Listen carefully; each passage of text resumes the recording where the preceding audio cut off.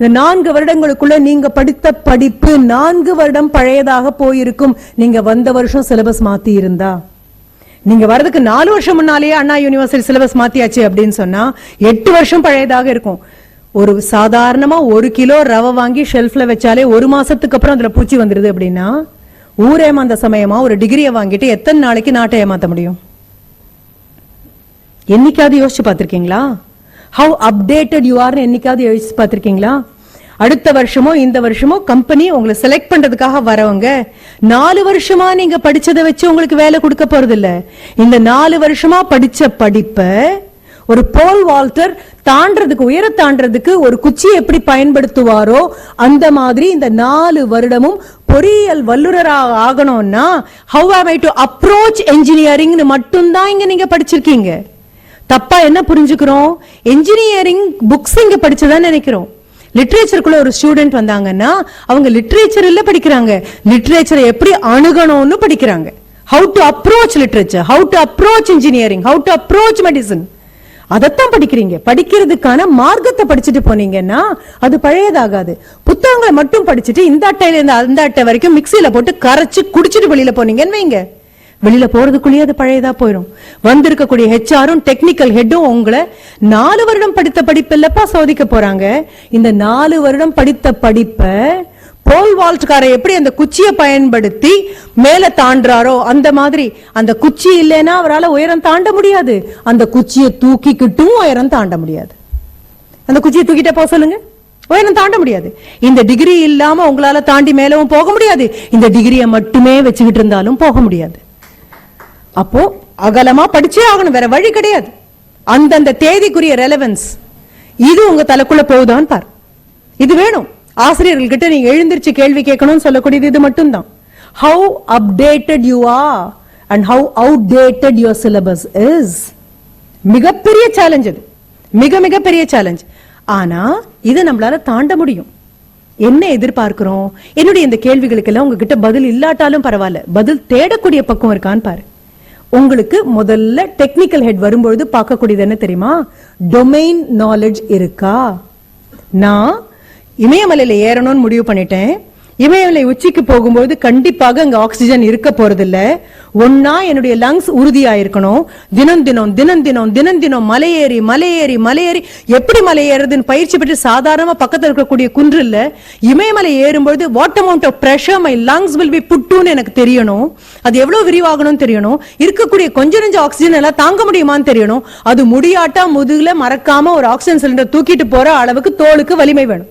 இல்லைன்னா இமயமலைன்னு பார்த்துட்டு நான் வந்து நின்று. டென்சிங் கிட்டையும் ஹில்லரி கிட்டையும் கேட்ட போது எதுக்கு இவ்வளவு பேஷனட்டா போய் why do you want to climb always Mount Everest, ஏன் இப்படி ஏறணும் அவ்வளோ ஆசைப்பட்டு இருக்கீங்க அப்படின்னு கேட்டதுக்கு அவங்க சொன்ன பதில் என்ன தெரியுமா? we want to climb Everest because it is there. அது அங்க இருக்கு இல்லையா, அதனாலதான் ஏறுறோம். எவ்வளவு பொருத்தமான பதில். அந்த உயரத்துக்கு நான் போகணும் அப்படின்னா ஒன்னா என்னுடைய உடல் அதுக்கு தயாராக இருக்கணும், இல்லைன்னா செயற்கையா ஒரு தயார் நிலைக்கு நான் ஆளாகணும். 4 வருஷம் கழிச்சு ஒரு கம்பெனிக்குள்ள போய் உட்காரணும் அப்படின்னா what amount of pressure you will be புட்னு உங்களுக்கு தெரியணும். ஊடகங்கள்ல மட்டும்தான், திரைப்படங்கள்ல மட்டும்தான் அப்படி காண்பிப்பாங்க. அவங்க காண்பிக்கக்கூடிய எம்என்சில எப்படி 4 பேர் இருப்பாங்க, 4 பெண்கள் இருப்பாங்க, மிக அழகாக உடை உடுத்திட்டு வரதே அந்த பெண்களுடைய ஒரு நித்திய பொழுதுபோக்காக இருக்கும். மிக அழகாக வரக்கூடிய அந்த பெண்களை தினம் தினம் பார்க்கறதே அந்த ஆண்களுடைய கருத்தாக இருக்கும். இந்த மாதிரி காட்சிகள் சினிமால மட்டும்தான் வரும். சினிமால இருக்கக்கூடிய கல்லூரி சினிமால மட்டும்தான் இருக்கும். அன்றாட வாழ்க்கையில அப்படி ஒரு கல்லூரியை நீங்க பார்க்க முடியாது. அப்படி ஒரு கல்லூரி அன்றாட வாழ்க்கையில் நீங்க பார்க்க ஆரம்பிச்சிட்டீங்க அப்படின்னா கல்வியால நம்மளை காப்பாற்ற முடியாத நிலைமைக்கு வந்துட்டோம். 3 மணி நேரம் காசை கொடுத்து ஏதோ ஒரு பொய்யை நம்பி அரை இருட்டுல உட்கார்ந்து பார்த்தாச்சு. வெளியில வரும்போது டிக்கெட்டை வீசுற மாதிரியே என்னெல்லாம் சொன்னாங்களோ அதையும் தூக்கி உங்களால வீச முடியும்னா நிதர்சனத்துக்கு உங்களால வர முடியும். அப்போ உங்க டெக்னிக்கல் ஹெட் கேட்கக்கூடிய ஒரு கேள்வி, டொமைன் நாலேஜ் இருக்கா? எங்கேயாவது மனதுல எழுதிக்கோங்க, டொமைன் நாலேஜ் இருக்கா? உங்களுடைய ஆசிரியர்கள் மீண்டும் மீண்டும் பல்வேறு விதமா உங்களை கேட்ட கேள்வி அது. ஒரு என்ஜினியரிங் கிராஜுவேட்டாக இருந்து ஒரு என்ஜினியரா வெளியில வரணும் அப்படின்னா உன்னுடைய பாடத்திட்டம் குறித்து உனக்கு முழுமையாக தெரியுமா? இல்ல 35% தானா? இல்ல மேம் என்ஜினியரிங் 50% வாங்கணும். இது புத்திசாலித்தனமான பதில் அல்ல, இதுவும் முட்டாள்தனமான பதில் தான். கார்ல ஏறி உட்காந்துட்டீங்க, டிரைவர் நல்லா கார் ஓட்டுவீங்களா? இல்ல நான் வாங்கிட்டேன், லைசன்ஸ் வாங்கிட்டேன், ஆனா ஒரு 50% நல்லா ஓட்டுவேன் சார். நம்பி ஏற முடியும் உங்களால? முடியாது. அதேதான் வீடு கட்டுறது கொடுக்குறீங்க, கிடைக்காம கிடைச்ச காசை வச்சு ப்ராவிடன்ட் ஃபண்ட் எல்லாத்துலயும் போட்டு கட்டி மேல வரணும் அப்படின்னு நினைக்கும் போது இன்ஜினியர் கூப்பிட்டு, சார் எத்தனை வீடு கட்டிருக்கீங்க சார்? சார் எத்தனை வீடுலாம் இல்ல சார், இப்பதான் உங்ககிட்ட தான் பிள்ளையா சுழியா போட்டிருக்கேன் சார். அப்பவே பாதி பின்வாங்கிடுவோம். அதுக்கு அடுத்தது, எப்படிப்பா நல்லா கட்டுற ஆள் தானே? அதெல்லாம் இல்ல சார், ஏதோ ஒரு அரியரோட அப்படி தக்கி வந்துட்டேன் சார், ஒரு 50% கட்டிடுவேன் சார். நம்பி கொடுப்பீங்க? இல்ல. ஹார்ட் சர்ஜரி உங்களை திறந்து டேபிள் மேல வச்சுக்கிட்டு 50% தான் படிச்சிருக்கேன் நான் மெடிசன், மிச்சதுக்கு 40 லட்சம் கொடுத்துட்டேன், நம்புவீங்க? எந்த இடத்துலயுமே 50 செல்லாது அப்படின்னு சொல்லும் போது உங்க படிப்புல எப்படி 50 செல்லும்? அது மனம் தளர்ந்து போகாமல் இருப்பதற்காக ஒரு சின்ன மைல் ஸ்டோன். படிக்கணும்னு வந்திருக்கேன்ல, 100 வாங்கணும்பா, 50ங்கிறது ஒரு மைல் ஸ்டோன். மைல் ஸ்டோன் அப்படிங்கக்கூடிய இந்த மைல் கல்லோட இதுவரைக்கும் எந்த பிரயாணியாவது பயணத்தை முடிச்சது உண்டா? எவ்வளவு தூரம் பயணம் போனோம் தெரியறதுக்காக இருக்கிற இடத்தோட உங்களுடைய எல்லை எப்படி முடிப்பீங்க? அப்போ டொமைன் நாலேஜ் இருக்கான்னு ஒரு கேள்வி வரும். டொமைன் நாலேஜ்னா என்னன்னு இதுவரைக்கும் தெரியாட்டா இப்ப தெரிஞ்சுக்கோங்க. இல்ல மேடம் எங்களுக்கு ஆல்ரெடி தெரியும் அப்படின்னா இதுதானான்னு ஒரு தடவை பரீட்சை பண்ணி பாத்துருங்க. டொமைன் நாலேஜ் 4 விஷயங்கள் கேட்போம். 1, டெப்த் ஆஃப் நாலேஜ் இருக்கா? நீங்க படிக்கக்கூடிய பாடத்திட்டத்தின் ஆழம் தெரியுமா? மெக்கானிக்கல் இன்ஜினியரிங் ரீசெண்டா சிலபஸ் மாத்திருக்காங்க அப்படின்னா இதற்கு முன்னால போன எந்தெந்த சாப்டர்ஸை எடுத்திருக்காங்க, எதெல்லாம் உள்ள சேர்த்திருக்காங்க, எதற்காக அதை எடுத்தாங்க தெரியணும். மெக்கானிக்கல் இன்ஜினியரிங் கொடுத்திருக்காங்கன்னா தெரியணும். இதற்கு முன்னால போனவங்களுக்கு என்ன இருந்தது என்ன இல்ல, எனக்கு கொடுத்ததே எனக்கு தெரியாது, நீங்க வேற, உங்ககிட்ட நான் பேச வரல. அப்படிப்பட்ட எண்ணம் இருக்கக்கூடிய நபர்னா உங்ககிட்ட நான் பேசவே இல்லை. நான் பேச வர்றது, இல்ல மேடம் உங்க நேரத்தை செலவழிச்சுட்டு எங்களுக்காக வந்திருக்கீங்க, நாங்க உங்களை கேட்கிறேன் மேடம், உண்மைதான் நான் இது வரைக்கும் கேட்டதில்லை. சரி, அண்ணா யூனிவர்சிட்டியில இந்த சிலபஸ், அது இல்லாம பிரைவேட் யூனிவர்சிட்டிஸ்ல என்ன சிலபஸ் போட்டிருக்காங்க, ஐஐடில என்ன சிலபஸ் கொடுத்திருக்காங்க, எல்லா சிலபஸும் ஆன்லைன்ல அவைலபிள். நான் படிக்கிறதுக்கும் ஐஐடியில் உட்காந்துருக்கோம் படிக்கிறதுக்கும் என்ன வித்தியாசம்? ஏதோ ஒரு வித்தியாசம் இருக்க போதானே அந்த நபர் அங்க உட்கார்ந்திருக்காரு, நான் இங்க உட்கார்ந்திருக்கேன். Is it just a matter of attitude or is it something else? ஒரே விஷயத்தை தான் ரெண்டு பேரும் பாக்குறோமா, வெவ்வேறு கோணங்கள்ல இருந்து பாக்குறோமா தெரியணும். டெப்த் ஆஃப் நாலேஜ் இல்லாதவனால நகர முடியாது. 1900ங்கள்ல பறக்கிறத பத்தி கற்பனை கூட பண்ணாம ரைட் பிரதர்ஸ் வரும்பொழுது ஓஹோ விமானம்னா இப்படி இருக்குமான்னு, ஆனா அப்ப இருந்த விமானத்தை இப்ப யோசிச்சு பாருங்க, ஏதோ மரக்கட்ட பொம்மை மாதிரி இருக்கும். ஆனா 1969 மேன் லேண்டட் ஆன் மூன். 1900ல டிரான்சிஸ்டர்னா என்னன்னு தெரியாது. டிரான்சிஸ்டர்னா நான் சொல்லக்கூடியது எலக்ட்ரிசிட்டியை டிரான்ஸ்பர் பண்ணக்கூடிய, ரெசிஸ்ட் பண்ணக்கூடிய ஒரு கம்போனன்ட் பத்தி நான் பேசிட்டு இருக்கேன். அப்ப டிரான்சிஸ்டர்னா என்னன்னு தெரியாது 1900ல. 1969ல மேன் லேண்டட் ஆன் மூன். 69 வருடங்களுக்குள்ள இவ்வளவு ஒரு பெரிய பாய்ச்சல் முடியும் அப்படின்னா ஆழம் தெரியாமல் கால் வைக்காதே. வள்ளுவன் சொல்லுவான், எண்ணி துணிக. எப்படி எண்ணணும்? நான் படிக்கக்கூடிய 4 வருஷம் முடிச்சிட்டு வெளியில போகும்போது எனக்கு முன்னால போன ஒரு 10 வருஷத்துல என்ன சிலபஸ், என்ன மாற்றம், ஏன் மாற்றம், இது எனக்கு தெரியணும். இது என்னோட உரிமை. டெப்த் ஆஃப் நாலேஜ் முடிஞ்சுதா? அடுத்தது உங்க டெக்னிக்கல் ஹெட்ஸ் உங்ககிட்ட கேட்கறது தான். Second one, width of knowledge, அகலம். வெறும் மெக்கானிக்கல் இன்ஜினியரிங் முடியுமா? அது மட்டும் போதுமா எனக்கு? கோவில் போய் பாக்குறோம், இவ்வளவு தூண்கள் நிறுத்தி வச்சிருக்காங்க. ஸ்ட்ரென்த் ஆஃப் மெட்டீரியல் அப்படின்னு ஒண்ணு படிப்பீங்க. ஸ்ட்ரென்த் ஆஃப் மெட்டீரியல் ஒண்ணு படிக்கும் பொழுது இன்னொன்னு புரியணுமே. முழங்கால் ரொம்ப வலிக்குது, 60 வயசாச்சு, முழங்கால் ரொம்ப தேஞ்சு போச்சு, இந்த முட்டி மாத்தணும், சர்ஜரி பண்ணணும் அப்படின்னு சொன்னா யார் அதுக்கு உதவ போறாங்க? டாக்டர் தானா போய் முழங்கால் எவ்வளவு, இந்த உடலை எவ்வளவு தாங்கக்கூடிய சக்தி முழங்காலுக்கு இருக்கு நான் பேச போறாங்க. there is something called biomechanical engineering ஒன்னு இருக்கு. அந்த முழங்கால் எவ்வளவு தாங்கும் அப்படிங்கிற அந்த உடை, அந்த உருவத்தினுடைய பலம் எவ்வளவு, அந்த முழங்கால் எவ்வளவு தாங்க முடியும், ஒண்ணும் இல்ல. நீங்க கட்டக்கூடிய தூண் மாதிரி ஸ்ட்ரென்த் ஆஃப் மெட்டீரியலே தான். என்னது மெட்டீரியல் இஸ் டிஃபரெண்ட், அவ்வளவே தான். தலைக்கு போடுற ஹெல்மெட் என்னவாக இருக்கும், வர நபருடைய வேகம் என்னவாக இருக்கும், இந்த வெலாசிட்டில வந்து அடிச்சா தலை எப்படி உடையும், இது அத்தனையும் புரியணும்னா நீங்களும் ஒரு டாக்டரும் கோஆர்டினேட் பண்ணா மட்டும்தான் முடியும். அப்போ it's just not your subject. Width of knowledge, உங்களுடைய அறிவினுடைய அகலம் என்னன்னு உங்களுக்கு தெரியணும். இது பக்கத்துல இருக்கக்கூடிய எல்லா நாலேஜையும் சேர்த்துக்கிறதுக்கு உங்களுக்கு தெரியணும். 24 மணி நேரத்துக்கு 48 மணி நேரம் உழைக்கிறதுக்கு தயாராக இருக்கணும். இல்லைன்னா அப்துல் கலாம் அவர்கள் எழுதின புத்தகத்தை பாராட்டுவோம், அவருடைய போட்டோக்கு மாலை போடுவோம், அவரை நினைச்சு பெருமைப்படுவோமே தவிர இன்னொரு அப்துல் கலாம் உருவாகிறதுக்கு இந்த ஊர் தயாராகாது. எதற்குமே தயாராக இல்லாத, எந்த பொறுப்பையுமே தோல்ல ஏற்க தயாராக இல்லாத இளைஞர் கூட்டத்தை வச்சுட்டு எப்படி நாட்டை நடத்த முடியும்? உங்க எதிர்காலம் உங்களுக்கு தெரியல அப்படின்னா உங்க நாட்டை எப்படி உங்ககிட்ட கொடுக்க முடியும்? அப்போ எனக்கு என்னுடைய படிப்பினுடைய ஆழம் தெரியணும், அகலம் தெரியணும். மூன்றாவதா இன்னொன்னு, கண்டெம்பரரி ரெலவன்ஸ். இன்னி தேதிக்கு இந்த சப்ஜெக்ட் எனக்கு ஏன் பிரிஸ்கிரைப் பண்ணிருக்காங்க, இன்னி 2016ல இந்த சப்ஜெக்ட் எதற்காக எனக்கு பிரிஸ்கிரைப் ஆயிருக்கு? அது உங்களுடைய இன்ஜினியரிங் மட்டும் இல்ல, லிட்டரேச்சர் ஆனாலும், சோஷியாலஜி ஆனாலும், சைக்காலஜி ஆனாலும், எக்கனாமிக்ஸ் ஆனாலும் அந்த தேதிக்கு அது எவ்வளவு பொருத்தமானது. Third point is contemporary relevance. தெரியுமான்னு பாருங்க. எந்த மீடியத்துல படிச்சுட்டு வந்தாலும் சரி, மேம் நான் கிராமத்து பள்ளிக்கூடத்துல இருந்து வந்திருக்கேன், ஓராசிரியர் பள்ளிக்கூடத்துல இருந்து வந்திருக்கேன், அதெல்லாம் வெறும் எக்ஸ்கியூஸ். இந்த கல்லூரிக்குள்ள வந்தாச்சுல்ல, அப்புறமே என்ன பழைய பலம்பல்? அதான் முடிஞ்சு போன கதை தானே. இந்த கல்லூரிக்குள்ள வந்தாச்சு, 4 செமஸ்டர் முடிச்சாச்சு, இனியும் தோளை நிமிர்ந்து தலையை தூக்கி இந்த கல்லூரியோட ப்ராடக்ட் மேம் நான் வெளியில போகும்போது எப்படி போறேன் பாருங்க அப்படின்னு சொல்ல தைரியம் இல்லை அப்படின்னா, இன்னும் என்னைக்கோ நடந்த சம்பவத்தை தான் காரணம் காமிச்சிட்டு இருக்கோம் அப்படின்னா, கண்டிப்பா நாம அப்துல் கலாம் அவர்களை கும்பிட்டு படுக்க கூட நமக்கு தகுதி இல்லை. ஏன்னா அவரை கும்பிட்டு படுக்கணும்னா அதுக்குரிய தகுதி நமக்கு வேணும். இப்ப 3வது கண்டெம்பரரி ரெலவன்ஸ் இருக்கான்னு பாருங்க. எந்த சாக்கு போக்கும் சொல்ல வேண்டாம். 4வது, what is the future of the subject I am going to learn? நான் படிக்கக்கூடிய பாடத்திட்டத்தின் எதிர்காலம் என்ன? 2017 நான் வெளியில வரும்போது எந்த மாதிரி உலகத்தை நான் பார்க்க வேண்டி இருக்கும், எந்த மாதிரி ஏமாற்றங்களை சந்திக்க வேண்டி இருக்கும்.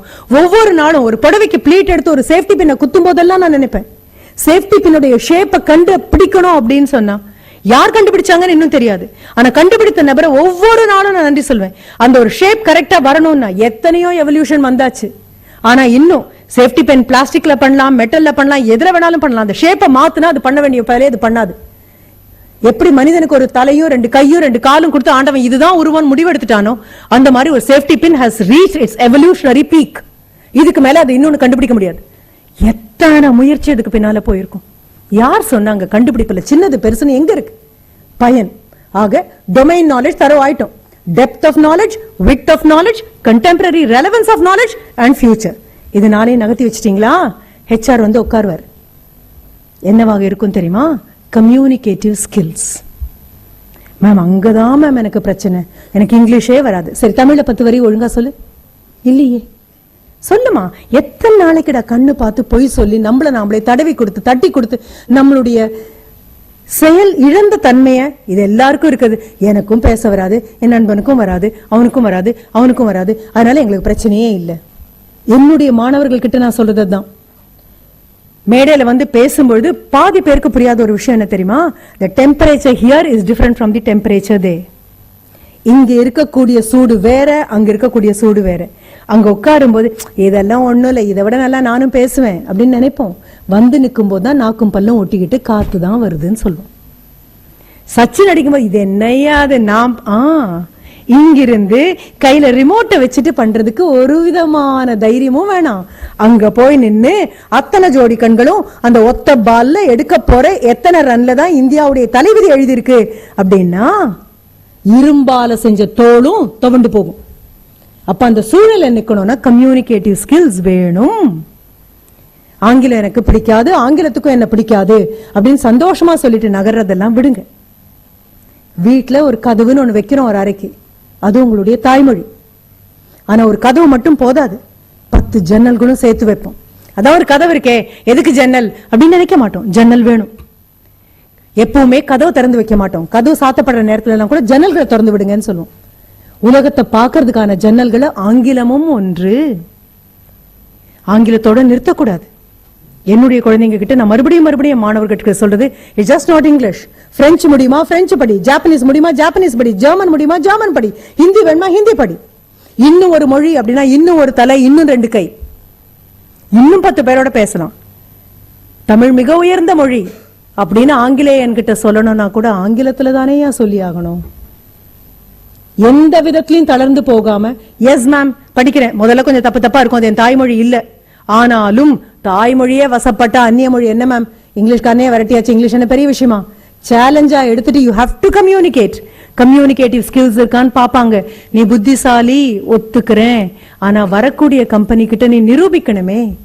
புத்திசாலித்தனத்துக்கு மொழி இல்ல, ஆனா புத்திசாலின்னு சொல்றதுக்கு ஒரு மொழி வேணும்ல. Intelligence does not have any language, but expression has a language. வேற வழி இல்ல, படிச்சாகணும், கையில எடுத்தாகணும், பேசி ஆகணும். இதுக்காக உடனடியாக போய் ஸ்போக்கன் இங்கிலீஷ் கிளாஸ் சேரது அப்படியெல்லாம் சொல்லவே இல்லை. 4 வருடங்கள், யூ ஹேவ் 8 செமஸ்டர்ஸ். உட்கார்ந்து குரூப் டிஸ்கஷன்ல உட்காரு. ஒரு ஆசிரியர் வரலையா, குரூப் டிஸ்கஷன் தானே என்னைக்கு நடக்கக்கூடியது. 2 பேர் ஆனாலும் குரூப் டிஸ்கஷன், 10 பேர் ஆனாலும் குரூப். ஆனா எதை டிஸ்கஸ் பண்றோம்னு நான் எங்க பிஹெச்டியை பத்தி யோசிக்கும் போதெல்லாம் நினைப்பேன். 6th semester 7th semester placement வந்து டியூவல் பிளேஸ்மெண்ட்ல போயிட்டு இருப்பாங்க ஸ்டூடெண்ட்ஸ். சீனியர்ஸை கூப்பிட்டு அப்படியே ஜூனியர்ஸ் கொண்டு வந்து ஃபர்ஸ்ட் இயர்ல உட்கார வைப்பாங்க.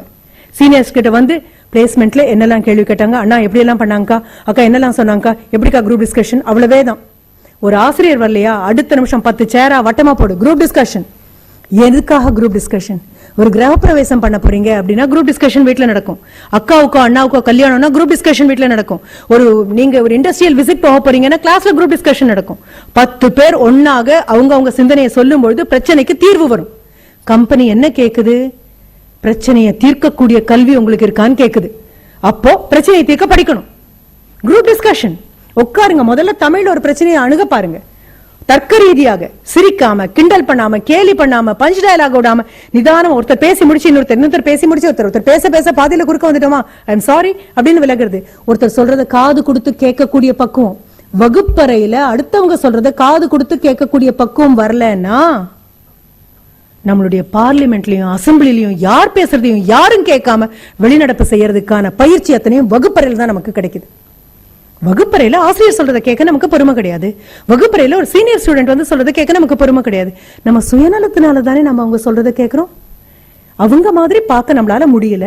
நமக்கு பதிலா யாரோ ஒருத்தர் காட்சியை மாத்தி பாக்குறாங்க, கேப்சூல் ஃபார்ம்ல லைஃப கொடுக்குறாங்க, வாங்கிட்டு போகிறதானே புத்திசாலித்தனம். Get into group discussion. பேசு, தடங்கள் இல்லாம சரளமா சகஜமா வந்து வந்து வந்து தமிழைய தடவி தடவி இழுக்காம கண்ணு பார்த்து அழகா பேசுறது. முதல்ல தமிழ படி. உனக்கு முடியுமா? கூடவே ஆங்கிலம் வரும். உங்களுக்கு வரக்கூடிய ஹெச்ஆர் கேட்கக்கூடியது இதுதான். ஆட்டிடியூட் இருக்கான்னு கேட்பாங்க. Do you have the right kind of attitude? 10 பேர் ஒன்னா உட்காந்துட்டு யாரோ பாட வரும்போது கீச் கீச் அப்படின்னு கத்தலாம், விசில் அடிக்கலாம், எல்லாம் பண்ணலாம். ஆனா அப்போ 10 பேர் உட்காந்து தைரியசாலிகள்னு அர்த்தம் இல்ல. 10 கோழைங்க ஒன்னா உட்காந்து தைரியசாலிங்க மாதிரி நடிச்சிட்டு இருக்காங்கன்னு அர்த்தம். வேற ஒண்ணுமே இல்லை. தாண்டி வா அம்மா. இதெல்லாம் சாதாரண சின்ன சின்ன தடைகள். பேசி பழகு, சந்தோஷமா பேசி பழகு. இதை சின்ன சின்ன விஷயத்த கூட நீ வந்து நினையோ அவங்ககிட்ட கொடுத்தா நல்லா பேசுவாங்கப்பா அப்படின்னு. இல்லையா, ஆசிரியர் வரலையா, அந்த ஒரு 10 நிமிஷம் கிடைச்சதா ஏதாவது ஒரு டாபிக்கை குறுக்கி போடுப்பாரு. அது பண்ணுவோம் நாங்க கிளாஸ்ல. என்ன டாபிக்கா வேணாலும் இருக்கலாம். அது இட்லியாக இருக்கலாம், சாம்பாராக இருக்கலாம், சட்னியாக இருக்கலாம். ஏதோ ஒரு வார்த்தையை பத்தி 2 நிமிஷம் தடங்கள் இல்லாம உன்னால பேச முடியுமா? கண்ணு பார்த்து பேச முடியுமா? போடியம் கிட்ட வந்து நின்னு பேச முடியுமா? Good. That's what the world wants. Can you communicate? என்னுடைய ஒரு மாணவனுக்கு நோ அப்படின்னு ஒன்னு எடுத்து கொடுத்தோம். நான் நினைச்சேன் அது நெகட்டிவ் வேர்ட். இந்த வேர்டை வச்சுட்டு அந்த பையன் என்னப்பா பேச போறான் அப்படின்னா ஒன்னும் சொல்லல. Gandhi said no to the Englishman. We got our freedom. Mother Teresa said no to poverty. Many poor people were saved. Louis Pasteur said no to rabies and now we have got the vaccine. புரிஞ்சுது? No அப்படிங்கிற negative வார்த்தையை அந்த பையன் அப்படியே பாசிட்டிவா மாத்தி காமிச்சாரு. எதுக்கு நீ நோ சொல்றியோ அதை பொறுத்து நீ வரக்கூடிய அடுத்த உலகம் அழகா வரும். சேலஞ்ச் எடுத்துக்கும். உங்ககிட்ட அறிவுக்கும் எதற்குமே பஞ்சம் இல்ல, ஆட்டிடியூட மட்டும். ரைட்? சோ முதல்ல டொமைன் நாலேஜ் கிடைச்சாச்சு, அடுத்தது கம்யூனிகேட்டிவ் ஸ்கில்ஸ் கிடைச்சாச்சு. 3வது யாராலும் தர முடியாத ஒரு விஷயம், நீ மட்டுமே வளர்த்துக்கொள்ள வேண்டிய விஷயம், positive Outlook towards life. Positive Outlook. ஆமா ஏமாற்றம் வரும், ஆமா தோல்வி வரும், ஆமாம் விழுவோம், ஆமாம் தடுக்கும், நான் சொன்ன மாதிரி அலை அடிக்கும். தெரிஞ்சுதானே எடுத்தீங்க. அண்ணா யூனிவர்சிட்டியினுடைய சிலபஸ் பார்த்துட்டு உள்ள வர்றது சுலபம். பொறியியல் வல்லுநரா வெளியில போறது ரொம்ப கஷ்டம். ஒரு செமஸ்டர் பூரா 90 நாள் வந்திருக்கோம் வகுப்புக்கு, பிராக்டிக்கல் அட்டெண்ட் பண்ணிருக்கோம், தியரி பார்த்திருக்கோம். இத்தனையும் பண்ணி 50 மார்க் நம்மளால வாங்க முடியல அப்படின்னா நமக்கு என்ன கவனச்சிதறல் எங்க வருது? விடுக்கண்ணா என்ன கேட்டிருக்காங்க என் students. First day, second day, third day முடிஞ்சிட்டு என்னோட எக்கனாமிக்ஸ் மேஜர் குழந்தை வந்து கேட்டான், என்ன மேம் நீங்க இப்படி இருக்கீங்க, என்னடா பிரச்சனை உனக்கு? இல்ல கிளாஸ் எல்லாம் எடுக்கிறீங்க, பின்ன காலேஜ்ல என்னப்பா பண்ணுவாங்க? இல்ல மேம் சினிமாலாம் கிளாஸே எடுக்க மாட்டாங்க மேம். நான் சொன்னேன் எனக்கும் அப்படி ஒரு காலேஜ்ல வேலையை பார்க்கணும்னு ஆசையா இருக்கு, ஆனா அந்த காலேஜ் சினிமால மட்டும்தான் இருக்கு. பேக்கப் அப்படின்னா அந்த காலேஜ் காணாம போயிருது, அவ்வளவுதான். ஆக்ஷன் கேமரா ரோலிங் அப்படின்னு சொன்ன அடுத்த நிமிஷம் அந்த காலேஜ் உயிரோட வந்துடும். அப்படின்னா வாழ்க்கையில கிடைக்காது, கண்டிப்பா இல்ல. உழைக்கத்தான் வேணும், வேற வழி இல்ல. தெரிஞ்சுதானே எடுத்திருக்கோம். மெக்கானிக்கல் இன்ஜினியரிங் இப்படி இருக்கும், ட்ரிபிள் இப்படி இருக்கும், இசிஇ இப்படி இருக்கும், கம்ப்யூட்டர் சயின்ஸ் இப்படி இருக்கும், தெரிஞ்சுதானே. அப்புறம் என்ன புலம்பல்? ஐடி இண்டஸ்ட்ரிக்குள்ள போனா இப்படிதான் இருக்கும். காலையில 8 மணிக்கு போயிட்டு சூரிய உதயமும் பார்த்தது கிடையாது, அஸ்தமனமும் பார்த்தது கிடையாது. ஆமாம், இவ்வளவு சம்பளத்துக்கு இவ்வளவு உழைக்கணும். முடிஞ்சுதானே? இனி புலம்பாம இருந்தீங்கன்னா போதும். அப்போ டொமைன் நாலேஜ் வந்தாச்சு, கம்யூனிகேட்டிவ் ஸ்கில்ஸ் பார்த்தாச்சு, உங்களுடைய ஆட்டிடியூட பத்தி எடுத்துட்டீங்களா? அதுக்கப்புறம் வர வேண்டியது அப்டேட்டிங் யுவர் நாலேஜ். அன்னன்னைக்கு அன்னன்னைக்கு அன்னன்னைக்கு என்ன இருக்கு, அடுத்தது என்ன, அடுத்தது என்ன, அடுத்தது என்ன பார்க்கலன்னா எந்த துறைக்குள்ள போனாலும் நிக்க முடியாது. ஒரு பிஇ எடுத்துட்டு நீங்க போகும்போது உங்களை தாண்டி ஒரு எம்இ ஓவர்டேக் பண்ணும்போது அழுது புலம்பி காரியம் இல்ல. ரெண்டு விதமான சொல்லுவாங்க. ஒரு 2 நண்பர்கள் ஓடும்பொழுது ஒரு புலி பின்னால் துரத்திட்டே வந்தபோது ஒரு நண்பன் சொன்னா, ஐயோ என்ன இவ்வளவு வேகமா துரத்துது, கால் செருப்பு கழட்டிட்டு ஓடினா. சரி, கால் செருப்பு 2 பேரும் கழட்டிட்டு ஓட ஆரம்பிச்ச போது அந்த இன்னொரு நண்பன் கேட்டுட்டு, கால் செருப்பு கழட்டிட்டு ஓடினா புலி நம்மள ஒண்ணுமே பண்ணாதாடா, நம்ம தாண்டிடுவோமாடா அப்படின்ன போது அந்த நண்பன் சொன்னானா, உன்னை விட வேகமா போனாலே நான் புலிகிட்டேன்னு தப்பிச்சிருவேண்டா. இதுதான் வாழ்க்கை. நண்பேண்டா அப்படின்னு கட்டி பிடிச்சுக்கிறது என்ன, செல்ஃபி எடுக்கிறது என்ன, எவ்வளவு தூரம் மகன், கொஞ்ச தூரம் வரும். அதுக்கப்புறம் இன்டர்வியூன்னு வரும்பொழுது காலங்கள் மாறும், காட்சிகள் கண்டிப்பா மாறும். அப்ப சொல்லி பிரயோஜனமே இல்ல. போட்டு ஆட்டோகிராஃப பாத்துக்கலாம், கண்ணுல எப்படி மூக்க உறிஞ்சிக்கலாம், கண்ணுல வரக்கூடிய தண்ணீரை கட்டுப்படுத்திக்கலாம். ச்சே, அதெல்லாம் ஒரு வசந்த காலம்பா அப்படின்னு டயலாக் சொல்லலாம். ஆனால் விதைக்கிற நேரம் விளையாடிட்டு இருந்தோம்னா அறுவடை நேரம் அழத்தான் போறோம். இதுக்கெல்லாம் யாரும் ஜோசியம் சொல்ல வேணாம், பஞ்சு டயலாக் சொல்ல வேணாம். Do you update yourself every day? அன்றாடம் அன்றாடம் அன்றாடம் உங்களால உங்களை இன்னும் புதுப்பிச்சுக்க முடியுதா? பயம் இல்லாம புதுப்பிச்சுக்க முடியுதா? மற்றவர்கள் கிண்டல் பண்ணும் போதும் புதுப்பிச்சுக்க முடியுதா? கேலி பண்ணும் போதும் புதுப்பிச்சுக்க முடியுதா? You go ahead.